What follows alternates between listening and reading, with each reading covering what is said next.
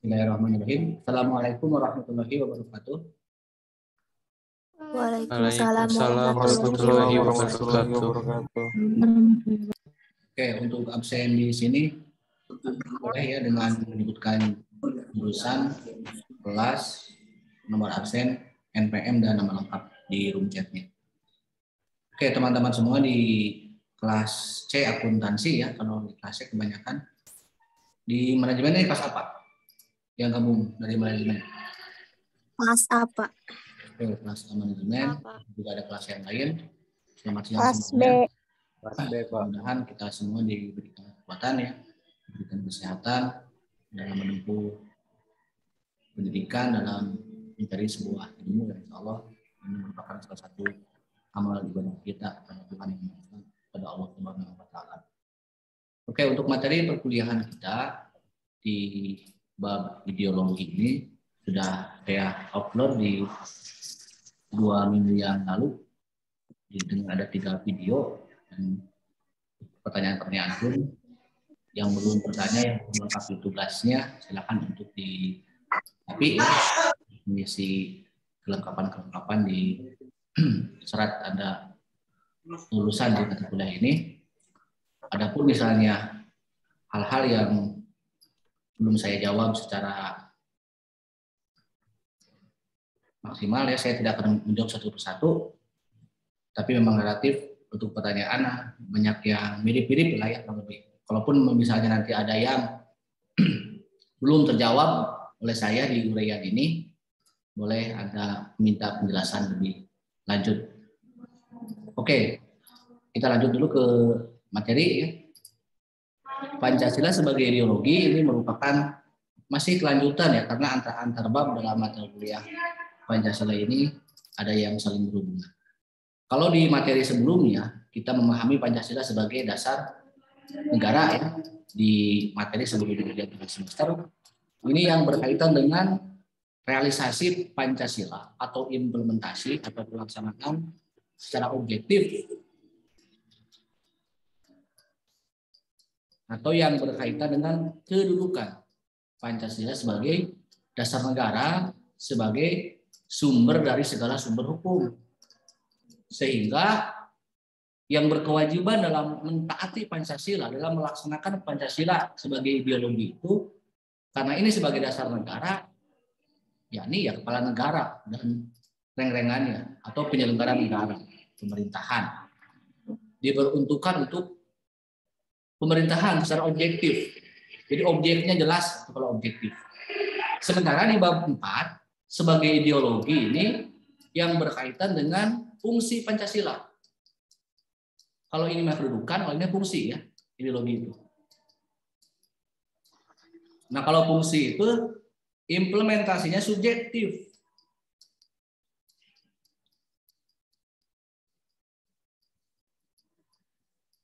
Secara subjektif. Nah, dan kalau ini karena ini subjektif berarti tanggung jawab untuk melaksanakan Pancasila sebagai ideologi itu bukan hanya diperuntukkan kepada pemerintah, kepada penyelenggara negara, tetapi juga ini untuk semua, baik penyelenggara negara maupun kita sebagai warga negara itu berkewajiban atau bisa melaksanakan Pancasila sebagai ideologi negara. Bung Karno dalam beberapa pidato sering menyebut 2 istilah ya.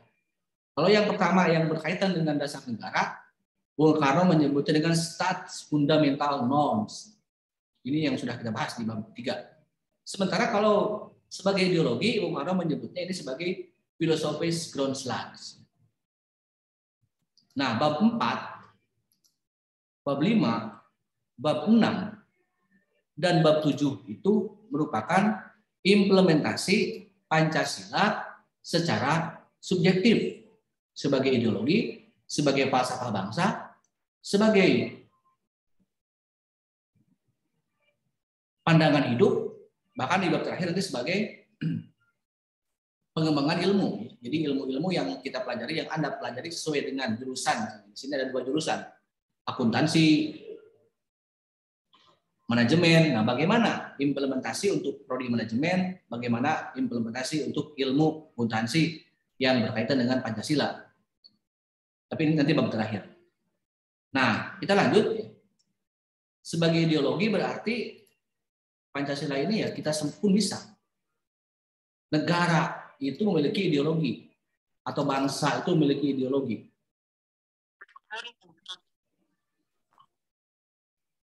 Itu negara. Ternyata kita sendiri pun sebagai individu, sebagai manusia itu memiliki yang namanya disebut dengan idealisme, lebih. Atau juga disebut juga dengan cita-cita. Cung di sini yang punya cita-cita.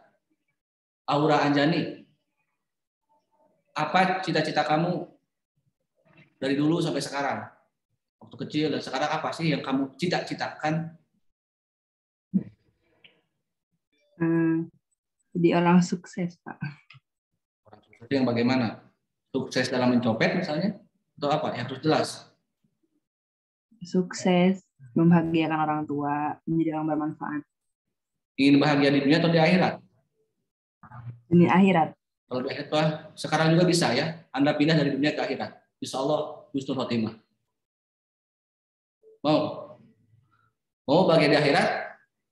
Mau segera? Atau nanti? Nanti, Pak. Oke, yang lainnya nih. Coba. Barangkali dari manajemen nih. Muhammad Agung, manajemen atau akuntansi? Manajemen, Pak. Apa yang kamu cita-citakan waktu kecil maupun sekarang? Menjadi seorang pengusaha. Jadi seorang pengusaha yang gagal.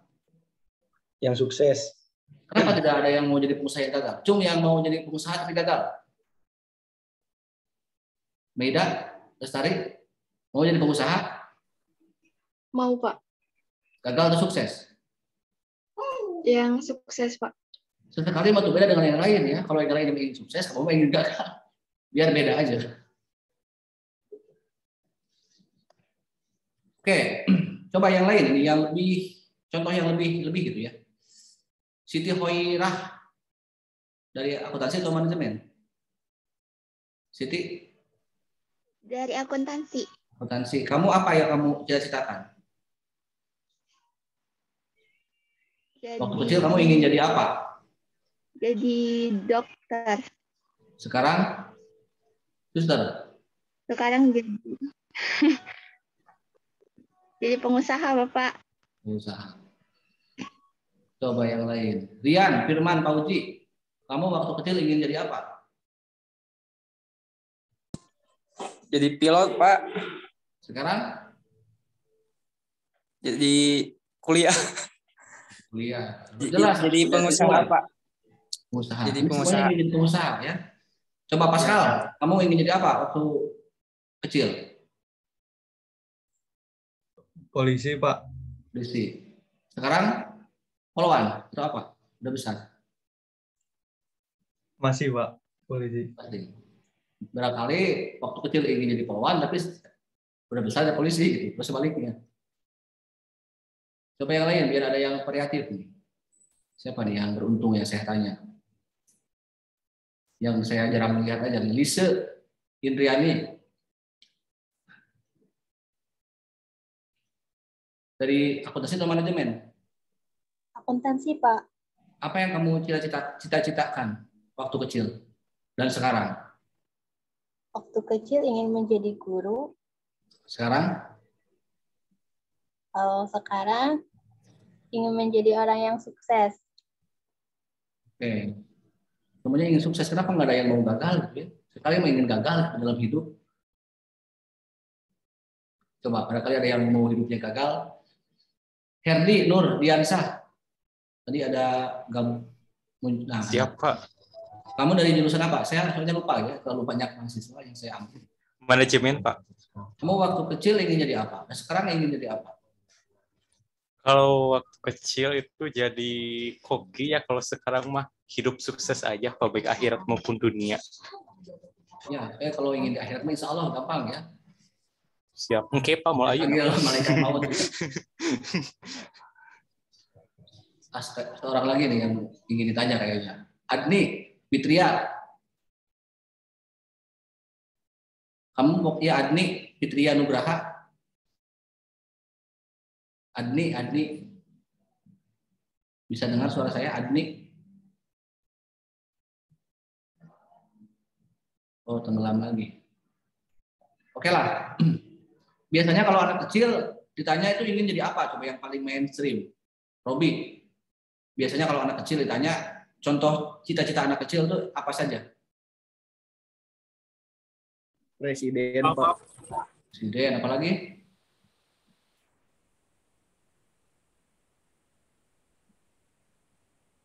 Ada nggak coba Agnia, kenapa? Ada nggak anak kecil yang ditanya, saya nanti kalau udah besar ingin jadi tukang sebelah misalnya? Ada nggak? Tukang batagor kering atau kuah? Ada nggak contoh anak kecil yang ingin bercita-cita jadi seperti itu? Tukang batagor, tukang sebelah, ada nggak? Kira-kira itu cita-cita impian bukan? Kok sendiri? Kita berbicara dunia ideal ya, berbicara dunia idealisme, berbicara dunia khayalan. Gak apa-apa ya kalau menghayal itu gak apa-apa. Tapi masalahnya kalau makanya jangan tolong kagok kalau menghayal jangan tanggung gitu kan. Sekalipun misalnya orang tuanya tukang bukan apa-apa lah ya gitu. Tapi kalau dia suatu saat bermimpi ingin jadi dokter, ingin jadi presiden, ya kenapa tidak gitu kan? Kalau bermimpi, kalau bercita-cita itu. Bahkan di kelas hari Senin saya tanya juga ke mahasiswa, kamu ingin jadi apa? Pak, karena saya kecil, waktu saya kecil saya itu sering nonton kartun. Yang paling saya sering nonton adalah Naruto. Saya ingin seperti ya sosok Naruto ya, menjadi superhero. Kadang-kadang kan saya juga kalau waktu kecil sering nonton superhero ya zaman Batman, Superman, ingin kok seperti itu. Bahkan teman saya mah perempuan punya adik laki-laki 2 kembar. Dia akhirnya bercita-cita ingin jadi Kak Ros. Karena adiknya kayak Ipin Upin. Itu zaman sekarang ya. Kalau dulu oke. Nah, di kampung saya itu sampai sekarang ada perempuan cantik waktu mudanya, tapi terkawin-kawin kayaknya, ternikah-nikah. Nah, gelis gitu ya. Dulu kan belum zaman televisi ya. Paling kalau hiburan ya wayang golek kalau di Sunda itu. Tahu kan wayang golek? Kalau yang laki-laki sekarang udah menikah ya, dia hobinya nonton wayang golek, terinspirasi bapak nonton wayang golek. Sampai ku terinspirasinya yang laki-laki mah ingin jadi Hanoman. Coba siapa yang ingin jadi Hanoman di sini? Nah ini yang perempuan yang tadi saya sebutkan, karena dia saking cintanya pada wayang golek, sangat kagum terhadap tokoh-tokoh wayang golek. Dan yang paling dia kagumi adalah Gatot Kaca. Tahu kan Gatot Kaca? Apa yang kamu ceritakan sebenarnya? Kawin-kawin berkayana. Saya itu ingin menikah dengan Gatot Kaca. Jadi suaminya ingin Gatot Kaca. Dibantulah daripada nih kawin katanya. Aduh gelis, ada yang gelis misalnya saya tukang bohongnya ya mah. Bohong lagi bener ya mah. Jadi karena biasanya kalau perempuan cantik kalau baru suka kan mengapel, PDKT. Nah, karena dia tahu laki cewek itu ingin jadi Gatot Kaca. Sehingga banyak ada laki-laki yang dia punya trik mencoba untuk supaya dia bisa merayu perempuan itu. Dia mencoba dalam satu malam minggu pakai dandan ala Gatot Kaca. Pakai siger mahkota Gatot Kaca. Badannya kecil kayak saya digede-gedekan biar gagah, perkasa. Pakai sayap kan ada bisa terbang. Ada kali Sakti Mandraguna kata itu. Anaknya Bima ya menikah dengan Arimbi, anaknya namanya Gatot Kaca. Yang paling sakti di peristiwa Mahabharata itu ya, walaupun meninggal oleh pamannya di perang Batrayuda ya. Tapi dia kuat orangnya.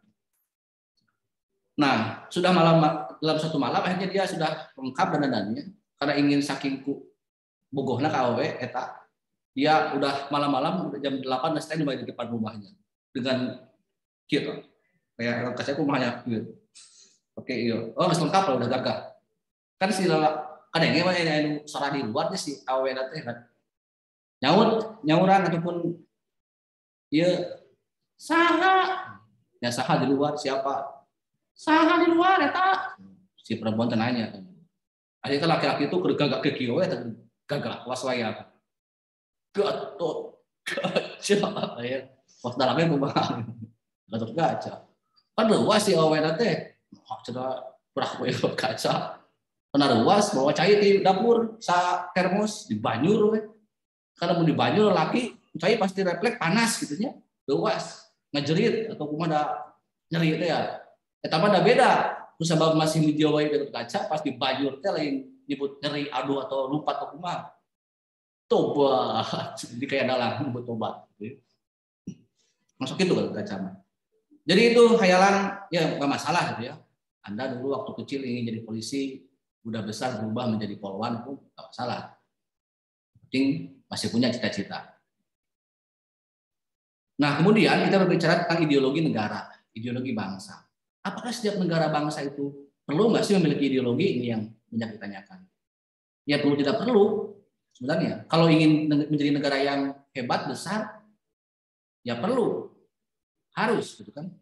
Jangankan tidak punya pun kalau tidak dilaksanakan, tidak dijalankan, banyak kok negara gagal. Ya. Tapi ya paling tidak Indonesia saja sebelum merdeka untuk mempersiapkan kemerdekaan kan sudah saya habisi di bab 2 ya. Bahwa apa yang kita lakukan setelah merdeka? Apa dasarnya kan gitu. Jadi yang dibicarakan oleh para pendiri bangsa dasarnya. Dijawab oleh Soekarno, dirumuskanlah oleh Piagam Jakarta dan disahkan oleh PPKI. Yaitu yang disebut dengan Pancasila dan rumusan-rumusannya. Satu kesatuan dengan pembukaan dengan UUD 45. Apa sih tujuan negara kita? Kan semuanya tinggi-tinggi ya. Melindungi segenap bangsa Indonesia. Kenapa harus melindungi? Karena dijajah kan tidak dilindungi, ditindas. Mencerdaskan kehidupan bangsa. Memajukan kesejahteraan umum. Kudu baleunghar lah, kudu sukses, kudu sejahtera rakyatna atau nggak miskin. Mau carana negara itunya membuka lapangan pekerjaan. Tapi kan nggak langsung apa sih yang kamu lakukan kalau nanti negara mereka kamu jadi presiden? Gampang. Saya mah bagi-bagi sembako ke warga tiap we. Itu bukan cita-cita ya. Terlalu kecil kalau hanya bagi sembako ataupun hal-hal kecil itu. Tapi yang tinggi tadi mencerdaskan, mensejahterakan, dan yang paling tinggi lagi adalah melaksanakan ketertiban dunia. Itu hayalan-hayalan bangsa kita. Ya tidak masalah. Dan memang harus seperti itu negara buat itu. Tergantung ini persoalannya. Apakah cita-cita itu bisa dilaksanakan, bisa tercapai, tidak akan tercapai, atau belum tercapai? Nah ini akan kita analisis. Kan sama hal dengan Anda, waktu kecil kan saya ingin jadi dokter. Itu kan bisa dua hal, bisa mungkin bisa tidak bisa tercapai, bisa tidak tercapai kalau yang ekstrim. Atau kalau misalnya sekarang tahapannya di mana atau belum gitu kan. Coba saya tanya ke yang off cam ya. Barangkali masih bisa hadir. Nida Fitria. Bisa mendengar suara saya? Nida Fitria. Iya, bisa, Pak. Sekarang kalau kamu punya cita-cita, posisinya seperti apa? Sudah, belum, tidak, atau bagaimana pencapaiannya? Pencapaian gimana, Pak? Pencapaian, kamu punya cita-cita nggak? Punya tujuan hidup nggak? Punya, Pak. Nah, sekarang apakah semua yang kamu inginkan waktu kecil sudah tercapai belum? Apa yang kamu inginkan? Sekarang ya? Sedang diusahakan sih, Pak. Berarti masih dalam tahapan Proses. Berarti belum. Kalau misalnya tidak atau belum kira-kira prosesnya itu. Yang kamu yakini aja hati kamu. Gimana, Pak? Tidak atau belum? Tidak akan tercapai atau belum tercapai? Pasti tercapai sih, Pak. Yakin. Kalau memang yakin ya tergantung keyakinannya. Yakin, Pak. Ya, jadi terima kasih Nida ya. Itu kurang lebih teman-teman semua ya. Yang namanya cita-cita bangsa dan negara itu juga sama gitu kan. Mungkin saja kok saat ini kita ini punya cita-citanya ingin melindungi, mensejahterakan, mencerdaskan, bahkan ingin menjadi negara yang aktif dalam mendamaikan dunia. Boro-boro mendamaikan dunia ya, mendamaikan akhirat aja belum, mendamaikan akhirat. Mendamaikan dalam negeri saja belum, masih parasea. Silakan kalau kita menempatkan Pancasila sebagai ideologi, mungkin saja bangsa kita masih proses belajar untuk mencapai cita-citanya. Sama halnya dengan Anda, bukan? Anda ingin sukses dalam ilmu ekonomi, akuntansi, manajemen, mungkin nanti bisa ada yang menjadi pengusaha atau menjadi karyawan yang sukses, menjadi pimpinan yang sukses. Tetapi bagaimana prosesnya? Kalau tadi Nida bilang sekarang yakin akan tercapai, tapi tergantung prosesnya juga. Harus benar-benar dilalui prosesnya ya Adam ya. Kira-kira Adam proses itu mudah atau ringan, Adam? Untuk mencapai kesuksesan itu mudah atau ringan?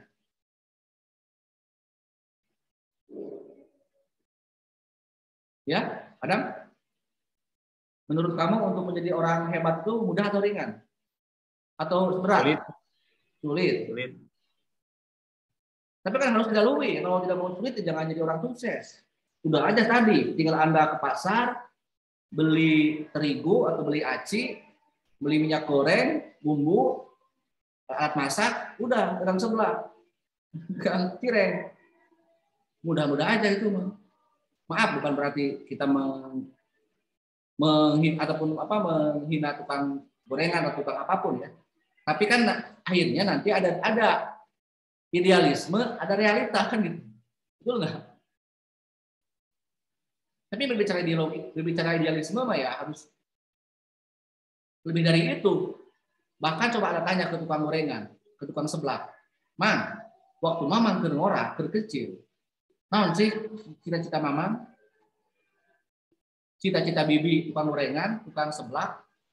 Dia yakin nggak? Anda yakin nggak bahwa dia akan menjawab, iya, Ujang, Neng, Nyai, Ujang, mamang mah, bibi mah waktu kecil memang ingin menjadi tukang seblak. Saya yakin tidak. Pasti ingin lebih dari itu. Tapi kan kembali lagi ke dunia antara harapan dan kenyataan gitu ya.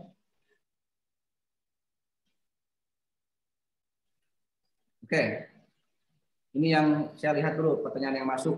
Akuntansi kelas C itu Silpa. Nah, ini mah yang Islam mungkin dulu. Coba di bagian pertama dulu. Kelas C. Ya random aja ya. Kelas C ini Laili. Apa yang menjadikan pembeda ideologi terbuka dan tertutup? Serta apa yang kita dapat dari ideologi yang kita lakukan. Oke. Jadi ini ideologi terbuka tertutup. Terus untuk pertanyaan yang bagian 2-nya, saya cek aplikasi kelas C.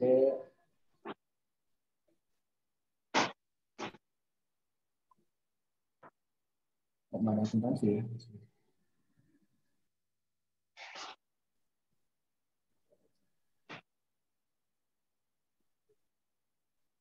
Tadi tentang ideologi dan terbuka dan tertutup. Tantangan dalam menghadapi ideologi saat ini. Manajemen ini tentang sebagai mahasiswa menghadapi tantangan ideologi. Ya hampir mirip-mirip lah. Mudah-mudahan bisa saya jawab ya. Dari yang banyak ada tanyakan. Oke. Kembali lagi ya. Sama halnya dengan manusia yang kadang bisa berubah hatinya, yang kadang-kadang juga bisa sukses hidupnya. Begitupun dengan negara, ada yang berubah haluan negaranya, ada yang sukses dalam menghidupi negaranya, bahkan ada yang gagal dalam mengurus negaranya. Apa buktinya? Banyak negara yang bangkrut, yang gagal, diakibatkan tadi apakah memang dia salah dalam memilih ideologi atau gagal dalam melaksanakan ideologinya. Ideologinya A, tapi langkahnya B. Dia maksa ingin jadi dokter, kekeh ketika akhirnya ingin jadi dokter. Tapi malah kuliah di jurusan tata boga. Tapi dia ingin jadi dokter. Kira-kira nyambung nggak itu? Tidak, Pak. Jadi antara yang dia hayalkan dengan apa yang dia lakukan tidak jaka sembung bawa golok. Ternyambung, Neng. Maaf kalau saya pakai goblok kasar. Betul nggak itu? Jadi kurang lebih seperti itu. Sehingga ada tiga sifat ideologi. Dan kalau ada tiga sifat itu, maka akan dianggap ideologinya berhasil atau tidak. Ini juga sudah saya dibahas sebenarnya. Yang pertama, setiap ideologi harus memiliki sifat atau dimensi idealitas. Harus ideal, kan? Harus idealis hidup itu. Punya tujuan, punya cita-cita.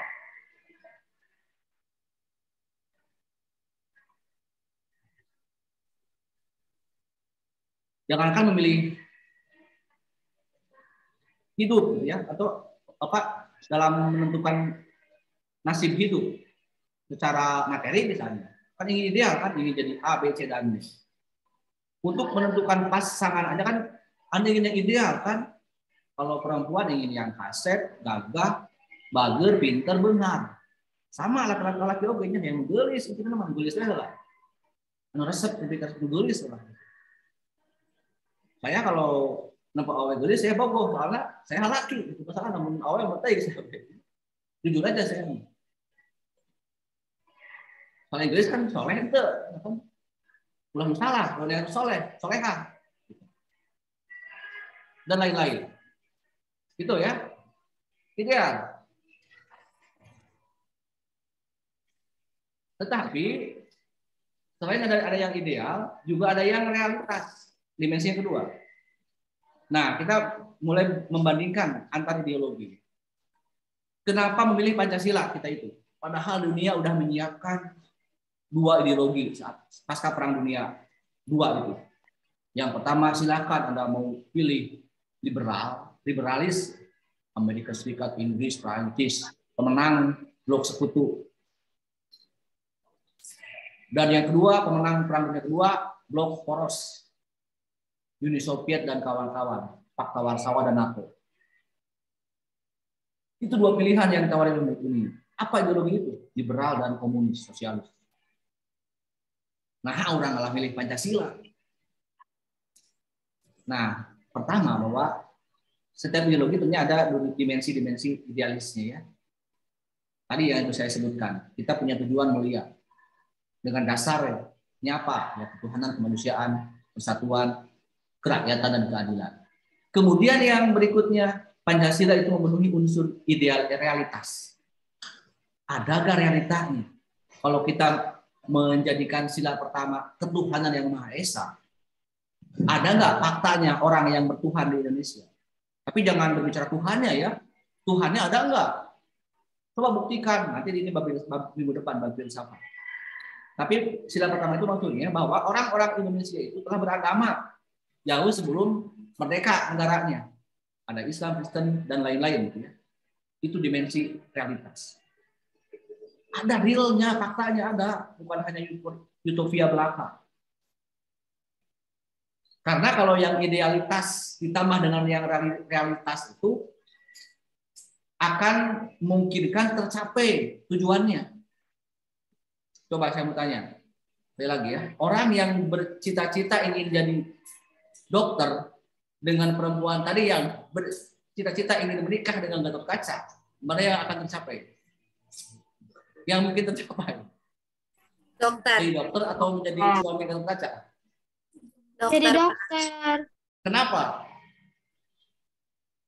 Realitas kan. Iya. Kan loh kenyataannya gitu ya. Saya kan idealnya juga saya ingin ya menikah itu dengan Agnes Mo. Tapi kan beda keyakinan ya. Saya yakin mau, Agnes yakin nggak mau. Jadi ternyambung. Oke. Jadi harus ada realitanya. Nah, kita lihat tujuan negara lain yang punya ideologi lain. Contoh misalnya. Pancasila ini mengambil semua nilai gitu ya. Kenapa kita ini ideologi yang baik selain ideal juga realistis. Apalagi kita terbuka karena tidak anti barat, tidak anti timur. Kalau ada nilai dari liberal yang kita anggap baik, kita ambil saja.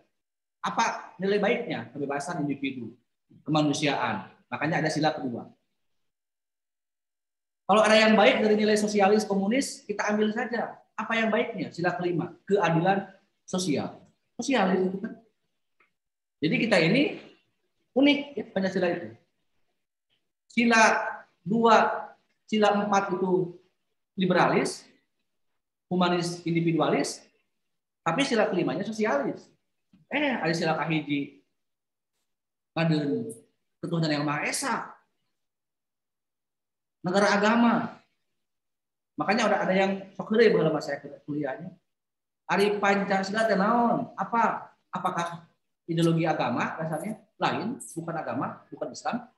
Jadi agama bukan. Apakah Pancasila itu liberal? Bukan, ada sila kelima, keadilan sosial. Berarti liberal juga bukan. Apakah Pancasila itu sosialis, komunis? Dan sila kelima bukan, karena ada Tuhan, ada manusia di sila 1, 2 ini. Jadi akhirnya kesimpulannya Pancasila adalah ideologi yang bukan-bukan. Karena kabeh lagi. Oke. Lanjut. Ibu-ibu pengajian. Jamaah rahimakumullah. Lanjut, Pak. Jadi pohode ya, lupa lagi.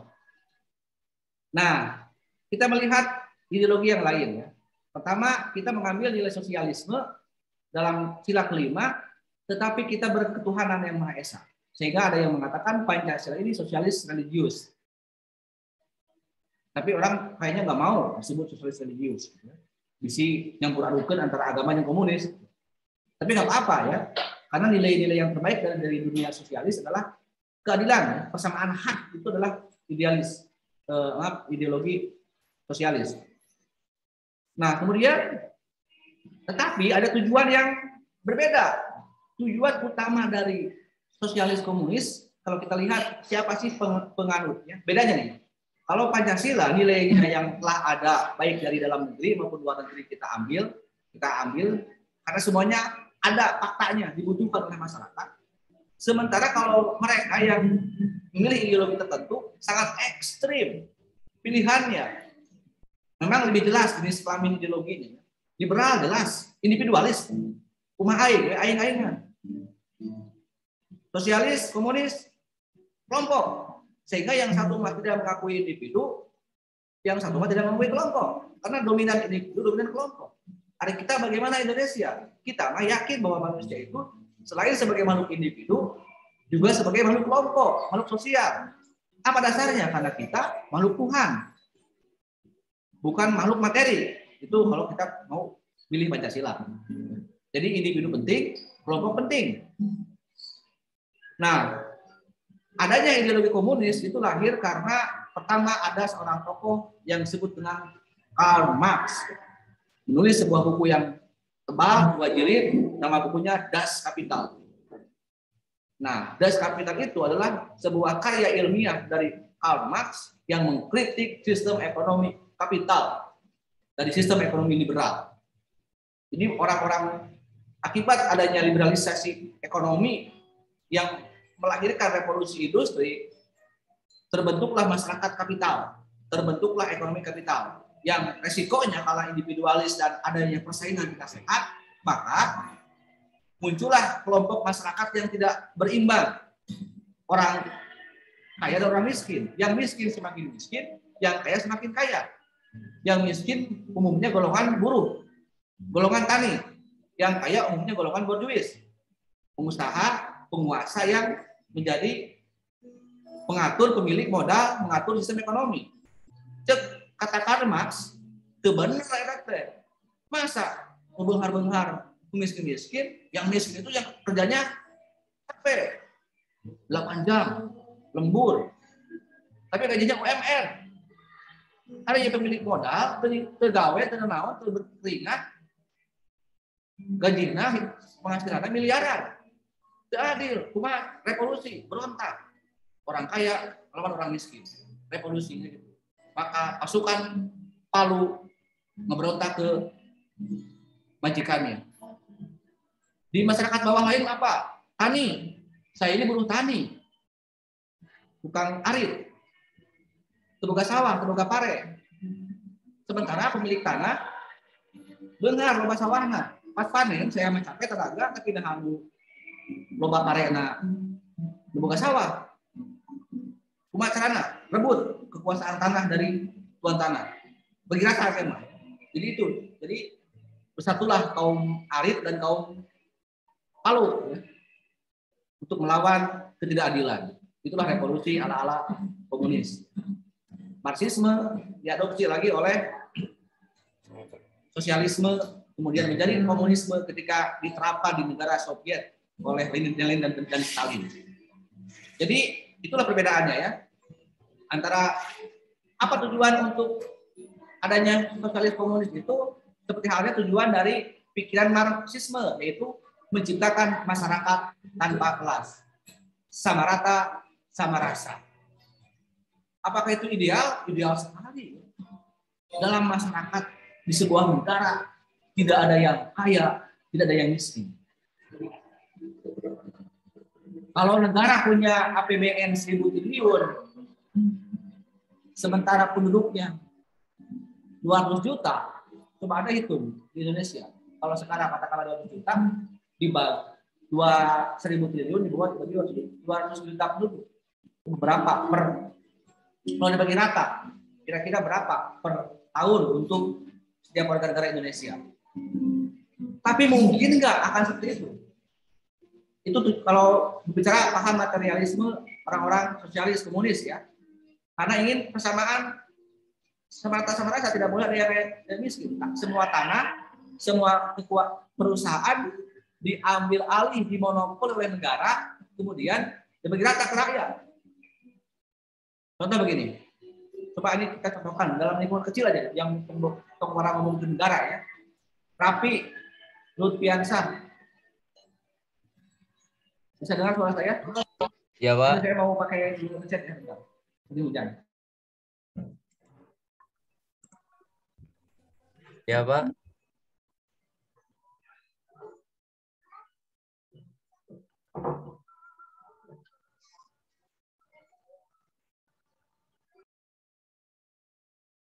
Tes, bisa dengar? Tapi coba bicara. Tapi Lutfiansah. Bisa Pak. Coba yang keras suaranya.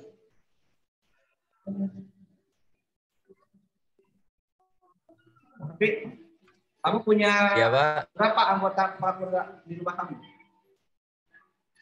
Gimana Pak?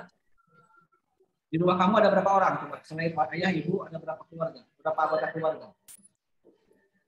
1, 2. 2 Pak, berdua. 2.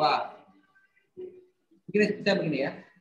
Ketika seorang ayah Anda misalnya punya anak 3 ya. Berarti di rumah ada 5 dengan ayah, ibu, dan 3 anak. Kemudian orang tua tersebut memiliki penghasilan 5 juta per bulan. Apakah dibagi rata nggak? Setiap anggota keluarga itu mendapatkan 1 juta per bulan. Kira-kira seperti itu pola sistem ekonomi di rumah tangga? Enggak Kira-kira Pak, aja. enggak kayak gitu. Ya? Enggak Pak, enggak kayak gitu. Agak hujan ya, kurang. Kira-kira seperti itu enggak? Enggak Pak. Tidak. Tidak. Atau tidak? Ya. Oke, kita lanjut ya. Bahwa dalam sistem ekonomi sosialis komunis ya, tidak mungkin dalam suatu masyarakat itu akan memiliki nasib yang sama.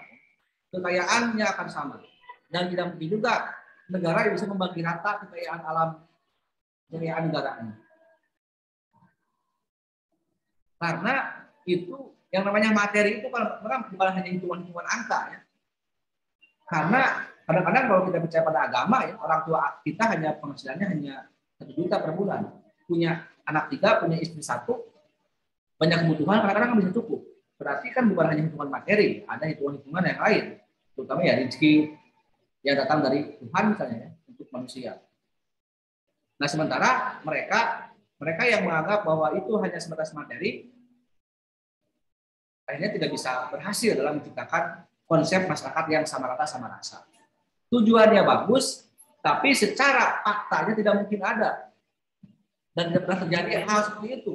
Dalam keluarga, masa anaknya sukses semua misalnya. Di dalam sebuah RT maka sama. Semua dalam warga RT 1, RW 3, semua warga sana itu penghasilannya sama, 5 juta per bulan. Saya yakin berbeda-beda kelas sosialnya. Nah mereka, komunis ingin menciptakan masyarakat tanpa kelas. Secara fakta tidak ada, secara tujuan pun tidak mungkin. Sehingga Soviet gagal dan bangkrut itu karena ideologi komunis itu tidak memenuhi unsur realitas. Mungkin seperti itu ya. Walaupun memang ada yang masih meyakini, itu silakan. Perjuangkan aja sebaik-baiknya. Walaupun masih ada, itu silakan ya. Kalau bisa aman. Kan nggak bisa dipaksakan yang namanya ideal, hal-hal ideal itu nggak bisa dipaksakan. Kecuali berubah pikiran, itu silakan juga ya. Anak pun kan akhirnya bisa berubah pikiran. Negara pun yang dulunya diktator, otoriter, negara bekas komunis, negara bekas Nazi, bisa berubah seiring dengan berjalannya waktu. Yang awalnya negara sangat Islamis misalnya, Turki berubah menjadi sekuler pada zaman Atatürk gitu ya. Kemudian Turki menjadi Islami lagi. Ya tergantung tadi niat negaranya ingin seperti apa dan yang mau menyelenggarakan negaranya. Oke, itu kurang lebih ya dimensi idealitas. Jadi negara itu harus ideologi yang berhasil itu seperti kita bukan berhasil. Ideologi yang baik itu adalah yang memenuhi unsur yang kedua dan yang ketiga adalah fleksibel. Kita cukup fleksibel gitu kan, karena setiap zaman kita terima. Nah, salah satu yang membuat ideologi tertutup itu gagal selain tidak memenuhi unsur realitas juga tidak memenuhi unsur fleksibilitas. Ini gitu, kumaha negara kumaha carana, masyarakatnya sama rata sama rasa. Dunia sudah bagaimana, ya? Amerika Serikat sudah bagaimana, sama-sama ingin bersaing kan. Soviet membuat nuklir, Amerika punya nuklir. Soviet punya ruang angkasa di bulan, Amerika juga punya. Perang dingin, perang ideologi. Tetapi dalam hal pengelolaan negaranya, yang satu kapital, kan malam ada Amerika main bantu kusu-kusu. Karena ekonomi dibebaskan. Sementara Soviet memonopoli ekonomi.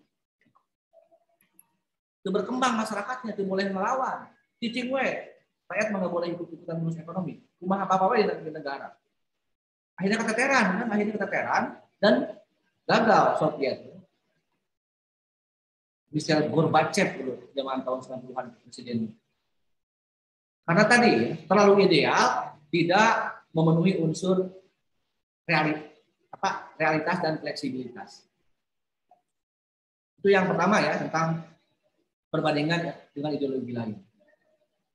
Nah sekarang bagaimana tentang masalah ketercapaian sebuah negara dalam mencapai ideologinya? Begini analoginya, saya sangat sederhana sebenarnya. Mungkin nggak Anda jadi dokter, tadi saya sudah bilang ya, kalau sekolah di jurusan tata boga, bukan? Atau di akuntansi. Kan tidak mungkin Anda nanti tahun 2025 kalau lulus, tiba-tiba dapat gelar sarjana kedokteran. Mungkin nggak? Ya berarti kalau Anda ingin jadi sarjana akuntansi, sarjana manajemen, Anda kalau kuliah tiap hari jangan di Asia Plaza, tapi di Universitas Siliwangi, jurusan dan fakultasnya sesuai dengan jurusan Anda. Nah mungkin saja, kenapa kita ini kok betul masih ada Pancasila? Sila 1, 2, 3, 4, 5 tidak berubah. Tetapi perilaku warga negaranya yang harusnya Pancasilais, lokalis, malah Korealis, misalnya gitu ya. Negaranya yang harusnya ekonominya keadilan sosial bagi seluruh rakyat Indonesia, pasal 3-3-nya cabang-cabang berusia penting dikuasai oleh negara untuk kemakmuran rakyat. Bumi, air, dan sebagainya juga untuk kemakmuran rakyat. Itu ideologinya, itu khayalannya, tujuannya itu. Tapi pekerjaannya, implementasinya, keadilan hanya bagi para pejabat, bukan bagi rakyat Indonesia dan para pendukungnya, misalnya. Cabang-cabang produksi yang penting dikuasai oleh Amerika, dikuasai oleh Cina untuk kemakmuran Cina dan kemakmuran Amerika Serikat. Oh, ternyata banyak perusahaan-perusahaan pribumi yang diolah oleh asing. Itu faktanya seperti itu. Bumi airnya pun sama ya. Kita punya nikel diimpor ke Tiongkok diolah dijual ke kita jadi lebih mahal. Nah, jangan-jangan kita seperti itu gitu ya. Harapannya Pancasila tapi prakteknya kapital. Sehingga tadi kembali ke Jaka Sembung bahwa bolong dan nyambung nih. Ya. Hari ngomonglah Pancasila ditulakuna yaitu kapitalis misalnya. Aku yang kalau bicara konsep ekonomi. Jadi harus ada konsistensi ya, dari konsekuensi dari apa yang dicita-citakan. Jangan salah arah.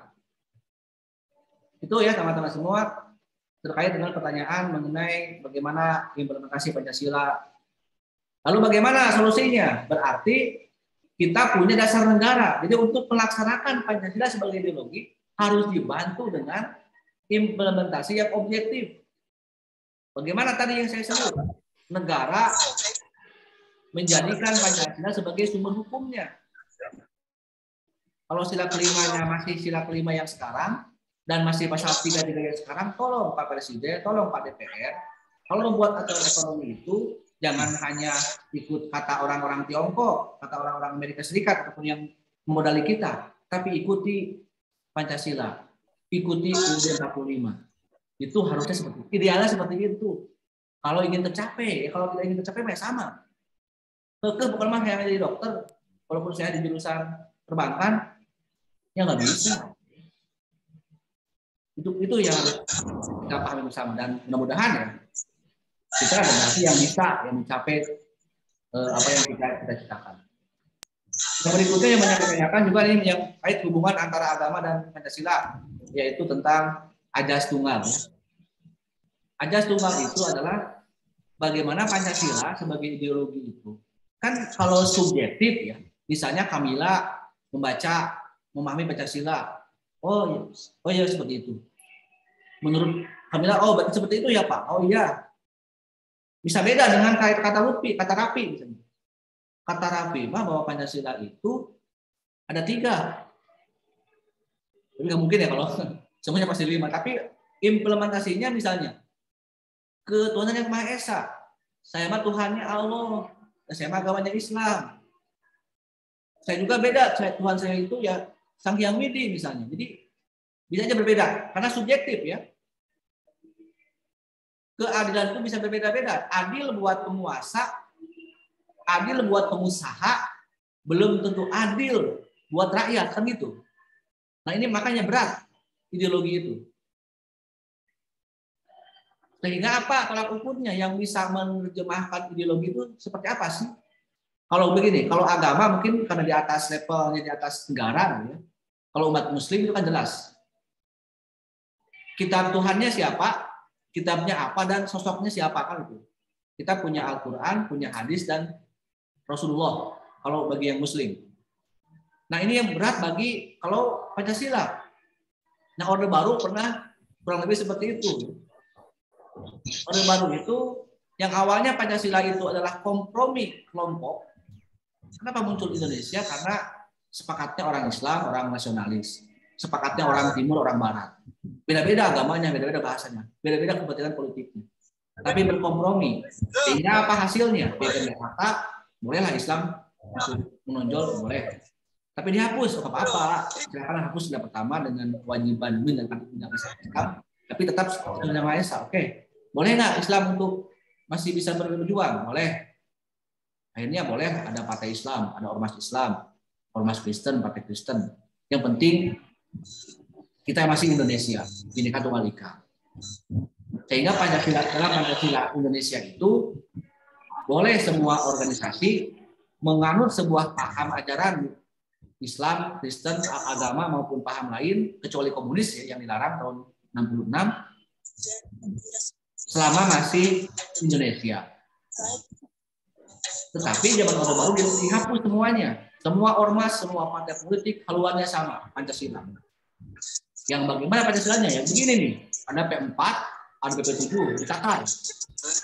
Setelah P4, BP7 dikasih materi-materi Pancasila, lalu sosoknya siapa sih? Contoh nyatanya Soeharto. Oh, berarti gambaran manusia Pancasila itu Soeharto. Seolah-olah menggambarkan Quran dan hadis itu adalah Nabi Muhammad kalau bagi umat Islam.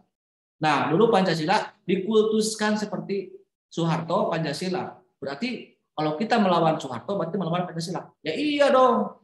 Makanya banyak orang yang ditangkap zaman Pak Harto akibat mengkritik Pak Harto. Karena sudah mengibaratkan Soeharto ya Pancasila dan sebaliknya. Itulah Ajas Tunggal. Nah, indikasi Ajas Tunggal muncul sekarang karena beberapa faktor gitu ya. Mungkin karena orang-orang yang dulu memainkan peranan Ajas Tunggal zaman Pak Harto, orang-orang merah, mungkin tentara ya, kalau tentara merah itu tentara merah lah, mungkin nanti Anda cari sendiri lah kalau Anda tertarik. Mereka yang ingin mengkultuskan itu, ya seperti banyak lah, Luhut Panjaitan misalnya, Hendro Priyono, kan, kalau saya sebutkan namanya, yang masih bermain di belakang Pak Jokowi, padahal dia dulu didikan Orde Baru ya, dengan para seniornya. Dan hampir terjadi tahun lalu ketika Presiden dan DPR telah menyepakati RUU HIP, haluan ideologi Pancasila. Yang saya tolak dengan teman-teman saya kemarin waktu webinar pemuda kan, itu adalah lanjutan dari penolakan RUU HIP. Kenapa? Itu undang-undang menyalahi filosofi bernegara. Pancasila itu di atas undang-undang. Itu yang pertama ya. Dasar negara. Ini Pancasila. Sementara ini mah undang-undang jauh levelnya kan, ada undang-undang dasar, baru undang-undang di sini di bawahnya. Ini Pancasila dibawa ke sini. Jadi turun pangkat. Itu lemah secara struktur ketatarutan hukumnya. Karena membuat Pancasila lemah, bukan kuat. Jadi banyak orang-orang di lingkaran pemerintahan Pak Jokowi itu yang tidak paham Pancasila tapi ngaku aja paham. Dan itu disepakati oleh, karena banyak yang menolak itu ya, kalau nggak ditolak mungkin udah enggak. Dan dari kandungan undang-undang itu banyak yang berbicara Pancasila 1 Juni. Padahal 1 Juni itu hanyalah baru pidato Soekarno, belum menjadi kesepakatan bersama. Nah, itu yang dikhawatirkan ya, bahwa kalau ditafsirkan secara tunggal, Pancasila itu hanyalah, nah Pak Yudi Latif itu yang kemarin menjadi keynote speaker itu, dia penulis buku Negara Paripurna yang banyak saya kutip ya. Dia itu orang Sunda, orang Sukabumi, dan di bukunya dia bawa. Nah, Negara Paripurna sangat tebal. 2010-11 dia menulis buku sangat tebal, merinci habis-habisi Pancasila dari mulai sosial, kultural sampai filosofis, dan menjadi bahan rujukan semua ilmuwan gitu ya. Kita benar sekali menggali Pancasila. Dan Pak Jokowi kepincut tahun 2015 membawa Pak Yudi ke badan yang disebut dengan UKP PIP. Buku juga saya juga diserahkan di sana. Kemudian tahun berikutnya menjadi BPIP, Badan Pembinaan Ideologi Pancasila. Tapi setelah BPIP beberapa bulan kemudian di atas Pak Yudi ada Dewan Pembina. Siapa? Mahfud MD, Megawati Soekarno Putri.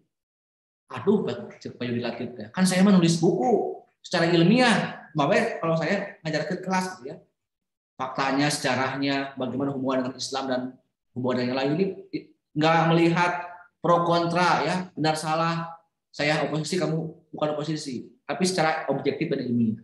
Nah, Pak Jokowi sebagai akademisi tidak mau dibawa ke lingkaran istana, apalagi Pancasila hanyalah untuk alat mempertahankan kekuasaan. Jadi kalau bahayanya kalau negara merasa paling Pancasilais, mudah untuk menggebu orang yang berbeda pendapat misalnya.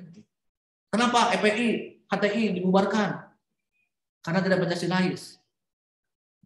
Kenapa tidak Pancasilais? Karena yang Pancasilais itu adalah kelompok yang selalu mendukung pemerintah. Misalnya, ini enggak sehat.